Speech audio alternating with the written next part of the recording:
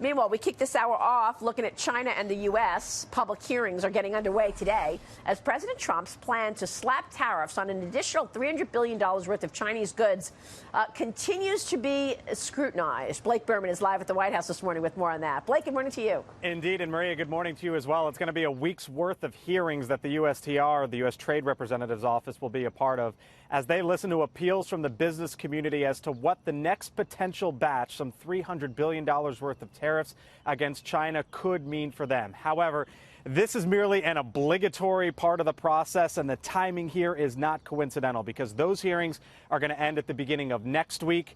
At the end of next week, President Trump heads to the G20 summit in Japan, where he is scheduled, at least at the moment, or is expected to meet with the Chinese President Xi Jinping. However, over the weekend, the Commerce Secretary Wilbur Ross cast doubt on that meeting leading to any sort of major breakthrough. As Ross said in an interview, quote, "I think the most that will come out of the G20 might be an agreement to actively resume talks. At the presidential level, they're not going to talk about details of how do you enforce a trade agreement." New polling from Fox News shows that Americans on the whole do not like tariffs. For example, 45% say they hurt the U.S. economy, while only 33% say they help.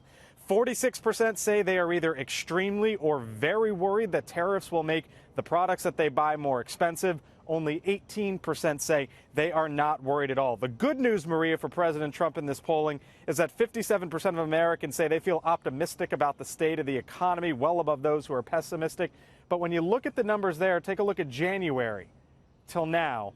It's down 9 points as to how people feel about the economy. Potentially, Maria, tariffs playing a pretty big role in that sentiment. Maria? Yeah, and that's what so many business people are saying. Look, you had a real success in terms of the tax-cutting legislation and the rollback in regulations. Let's not blow it and take all that away by putting a pressure on the economy. Yeah, and remember, the Business Roundtable, which met here in Washington last week, said that these tariffs, the effects of these tariffs, have kind of mitigated the tax cuts that the administration put into play last year or 2 years ago. It's a big worry for some, you know.